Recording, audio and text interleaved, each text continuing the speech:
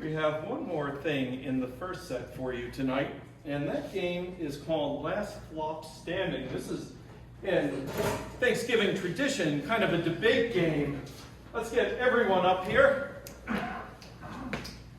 And I need someone who'd be willing to serve as our timer tonight. Anybody be willing to serve in that? Esteemed Bro Paul, thank you so much. And how this game works is we're going to get a topic that you would like to hear us debate. Maybe it's something that's debated at a Thanksgiving table. It can be absolutely ridiculous. And different flops will come up and speak on the topic. If someone wants to clap in, they can ask to clap in. They'll tell me why they think the person speaking is wrong, and I'll rule on it. Last flop standing at the end of 4 minutes wins the game. And Thanksgiving. Is The Nightmare Before Christmas a Thanksgiving movie? I like that. Let's go with that. Tonight's topic will be, is the nightmare before Thanksgiving? No, let's try that again. Tonight's topic. No, I'm going with Nightmare Before Thanksgiving. Is the Nightmare Before Christmas a Thanksgiving movie? That's tonight's topic for you to debate and consider. And let's start. Okay, I saw a hand. Hand Russians, step right up. Wait, what am I timing? When Hand Russians starts speaking, give us 4 minutes, please. 4 minutes. It's been a long-held debate whether The Nightmare Before Christmas counts as a Thanksgiving movie because Thanksgiving is the holiday between Halloween and Christmas, the one surprise in the film. I would argue Nightmare Before Christmas is an all-year movie, specifically for emo kids who went to Hot Topic in 2006. Good luck. Thanksgiving is the Nightmare Before Christmas. That's true. I mean, come on. You gotta drive miles and miles and miles with the kids screaming in the back to your in-laws that you don't really get along with all that well. And she serves up a dry, raspy turkey with some cranberry sauce. It looks like it's from last year, for God's sake. I mean, who would do that willingly? That sounds like a nightmare to me. And before that, there's a nightmare before the nightmare, which is Halloween, where you, even though you're 47 years old, feel you have to get dressed up and act ridiculous, get drunk, that helps sometimes, but some you don't need it, and pretend to be a kid again. Really? Rigmarole. I don't pretend to be a kid again, I pretend to be a vampire. Yeah, that's true. He's been working on it all year. Halloween isn't a time for you to celebrate your youth. It's your time to celebrate your undying nature. You are an eternal being. You are an eternal being who will live forever, live on, and you're also a creature of the night. That's right.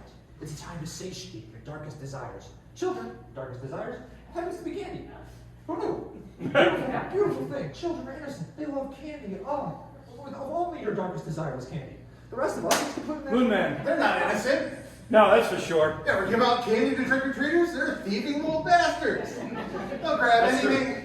You know, you leave a shovel out on your porch while you're giving out candy, they'll take that. They took our cat. They're not thieving, they're negotiating. All right, let's hear it. Yeah, I've just been trick-or-treating for the past few years, and I learned all the tricks about how to get the most amount of candy out of each sucker, right? You gotta go, you gotta knock up on the door, and you gotta make sure you take your little brother who's got the big wide eyes, just, hey sir, can I have some more? My family was too poor to give me a costume this year. And then they say, oh yes, of course, and he's not even your real brother, it's just some kid you found who didn't know about Halloween. Go loud. So he learned all the tricks. Did he learn any treats? I don't think he did. Okay, yeah. It's trick or treat. So loading up the trick side is kind of an unbalance and kind of unfair with the treat side. Suppose they had knocked on Mr. Snavely's front door. Mr. Snavely, We're hammered. We are the trick and the treat. Let's hear it. I am the trick. I'm the treat. And together we operate in a perfect squad. Yes, we do. A perfect duo. I'm the little brother. And I'm the big sister. You know, And this is how we operate. Yes. Let's show them an example. Moon Man. I don't want to think about them operating. Yeah, I don't either. I mean, there are some uncomfortable things in this world that we have to be exposed to. That is not one of them we need. And we should just get back to the topic. Is The Nightmare Before Christmas a Thanksgiving movie? The movie ends with Christmas just starting. It begins. Hand Russians. Actually, the movie ends with both Halloween and Christmas starting and The movie ends with the credits. That's true. There's so many brilliant people in Hollywood. No, there aren't. That's also true. Come on, guys. Like, I've seen the past few movies. They're all just in it for the money, just like I was in it for the candy. Riggy. They're not in it for the money. They're in it to get blood for eternal youth. No, they're in it for the money. Yeah, they're in it Sorry. for the money. I mean, The studio heads are in it for the money, but we just won the writer's strike and the actor's strike. That's true. And yeah, that gets us more money. But not the voiceover actors strike. That's true also, yeah. You got to think about all the people in these.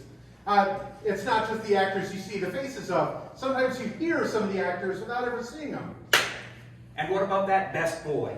Yes, what about him? What He's about in him? every single movie that has ever come out. He uses different aliases, but we always know he's the best boy. Now, what does that mean exactly? I think we Time rations. I think Puppy is the best boy. Yes, Puppy is the best boy. Here, Puppy! Here, Puppy! Who's a good boy? I'm gonna keep doing it. I know how to do that better than handwriting. I think you do. Let's see.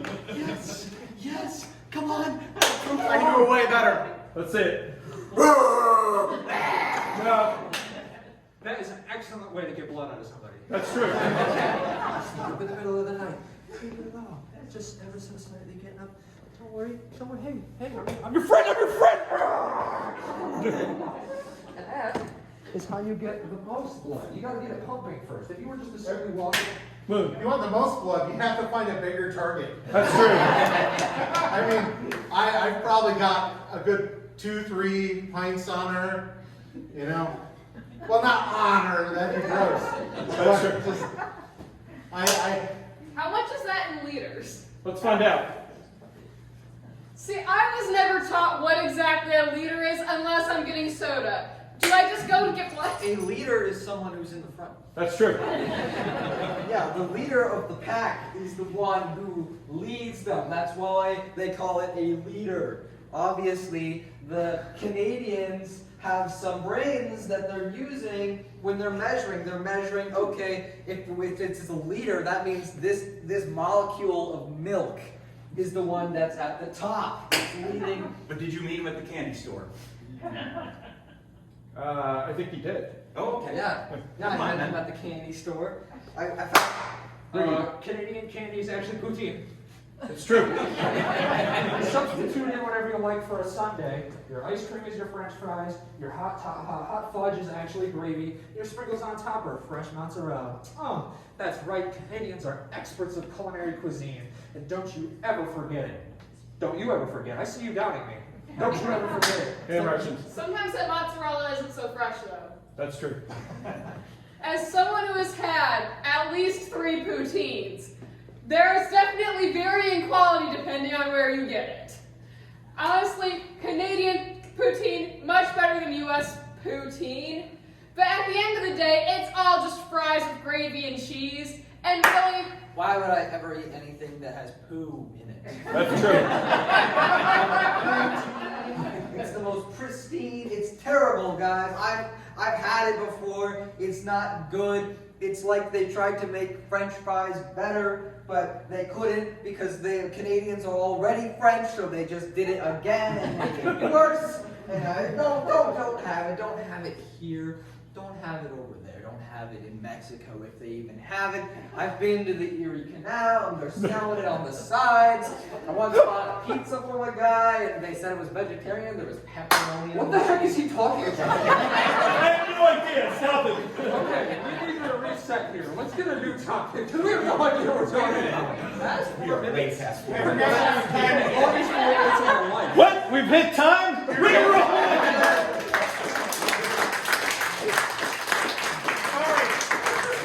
I suspect it, but I'm just going to let him run it out. Poutine, it just got me going. No, I mean, why wouldn't it? Why wouldn't it? All right, that's the end of our first set. We're going to take just a short break, and then we'll be back with some more insanity. And while we're on break, we need something from you. We're going to pass out some slips if I can remember where I put them, and of course, it's going to take me a minute. And on those slips of paper, we're going to ask you to write the title of a book, and a fictitious book. So it could be weird and wonderful. And then give us a number between 1 and 10. 5 and 10. 5 and 10. Oh, A fictional book or like a book that doesn't you make exist? up. make it up. Okay. Make it up. You get to come up with your own ridiculous title. It's going to be very exciting. All right, we'll be back in a couple. Thank you.